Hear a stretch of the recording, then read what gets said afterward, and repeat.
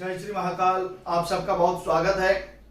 आज हम चर्चा करेंगे व्यापार वृद्धि के एक उपाय के विषय में। यदि आपका व्यापार नहीं चल रहा है, आपको व्यापार में धन का लाभ नहीं हो रहा है और आपकी दुकान पर ग्राहक नहीं आते हैं और आप व्यापार को लेकर काफी परेशान हैं और चिंतित हैं, तो इसी समस्या के समाधान के लिए आज आपके पास एक बहुत अच्छे उपाय को लेकर आया हूं और इस उपाय के करने से निश्चित रूप से आपको व्यापार में लाभ जरूर मिलेगा। आपका व्यापार चलने लग जाएगा। धन धान्य की जो कमी हो रही है वह भी नहीं होगी। ग्राहक भी आपके व्यापार पर आने लग जाएंगे। तो चलिए वीडियो को प्रारंभ करते हैं। आप चैनल पर हैं और वीडियो को देख रहे हैं और अब तक चैनल को सब्सक्राइब नहीं किया है तो जरूर कर लीजिए, क्योंकि आपको यहाँ पर अपने जीवन के उपयोगी उपाय हमेशा प्राप्त होते रहते हैं। तो चलिए प्रारंभ करते हैं।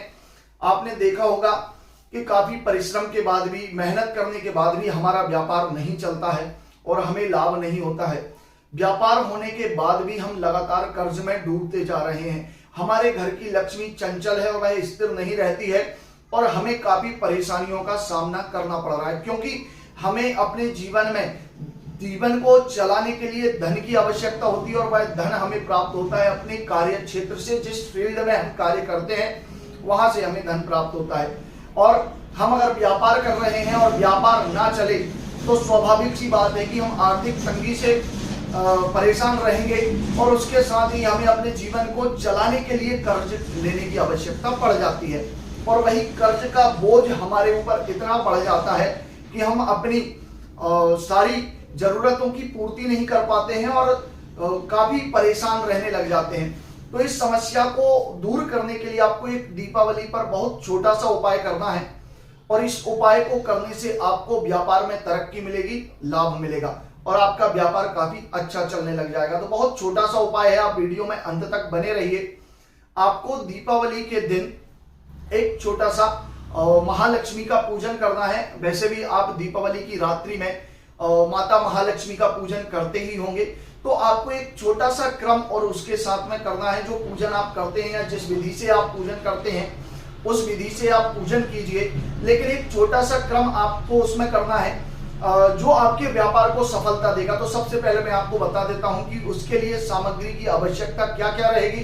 तो जो सामग्री है, एक लाल वस्त्र लेना है। जी हाँ, एक लाल वस्त्र लेना है और 3 गोमती चक्र लेने हैं। किसी भी पूजन पाठ की दुकान पर आपको गोमती चक्र आसानी से प्राप्त हो जाएंगे।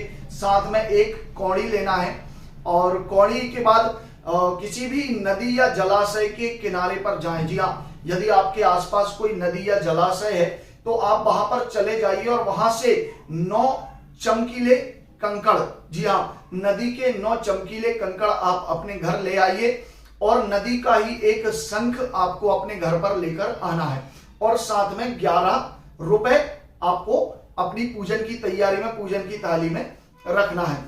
इन सभी सामग्री को एकत्रित करने के बाद आपको करना यह है कि माता महालक्ष्मी का आप पूजन करें और पूजन करते समय जो सामग्री मैंने आपको बताई है उस सामग्री को सबसे पहले एक लाल कपड़ा जो मैंने आपको कहा है उसे बिछा लीजिए।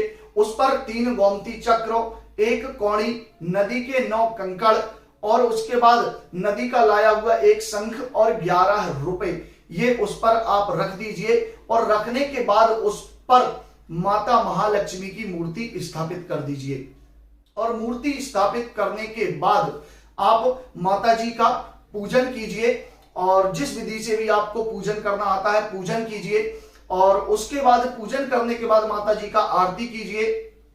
आरती करने के बाद जो है श्रीम श्रीयै नमः, जी हाँ, इस मंत्र आपको डिस्क्रिप्शन में मिल जाएगा जो आपकी स्क्रीन पर भी शो हो रहा है। श्रीम श्रीयै नमः, इस मंत्र की 11 माला आपको जाप करना है और जाप करने के बाद जो है आपको श्रीम श्रीयै नमः अंत में स्वाहा लगा करके 21 या 108 आहुति आपको शक्कर में शहद मिलाकर आहुति देनी है और आहुति देने के बाद वह सभी सामग्री पूरी रात माता जी के पास आप रखी रहने दीजिए। सुबह प्रातः काल किसी शुभ मुहूर्त में माता जी की मूर्ति को हटा करके आपको सभी सामग्री को निकाल लेना है और उसी लाल कपड़े की पोटली बनाकर, उसमें लाल कपड़े की पोटली बनाकर भगवती को चढ़ा हुआ एक पुष्प रख दीजिए। माता जी के पूजन में जो आपने एक फूल चढ़ाया है, अगर लाल कलर का फूल हो, लाल रंग का फूल हो तो अति उत्तम है, वो रख दीजिए। और आपने जो आहुति छोड़ी है उस आहुति की थोड़ी सी भस्मी उसमें आप डाल दीजिए और माता जी को चढ़ाए हुए जो चावल हैं उनमें से कुछ चावल लेकर आप उस पोटली में रख दीजिए। और रखने के बाद उस पोटली को शुभ मुहूर्त में अपने व्यापार के स्थान में या फिर आप अपने गल्ले में रख दीजिए। इससे निश्चित रूप से 100% आपका व्यापार चलने लग जाएगा, आपको धन की कमी नहीं रहेगी और व्यापार में भी खूब धन का आगमन होगा। आप कभी भी धन की कमी से परेशान नहीं हो सकते हैं, तो इस बात का आपको विशेष ध्यान रखना है। तो उस पोटली को रखने के बाद नित्य एक लाल फूल चढ़ाएं और चमेली का इत्र उस पोटली पर जो है उसका सिंचन करें, स्प्रे करें चमेली के इत्र का, और नित्य उसका आप अपने व्यापार में पूजन कीजिए। इससे निश्चित ही जो है आपको धन का लाभ होगा। बहुत छोटा और सरल उपाय है, इसे आप आसानी से कर सकते हैं। और चैनल को सब्सक्राइब कर दीजिए क्योंकि आपके लिए ऐसे उपयोगी वीडियो हमेशा आप यहां पर प्राप्त कर सकते हैं। तो अगले वीडियो में पुनः मिलेंगे, तब तक के लिए जय महाकाल।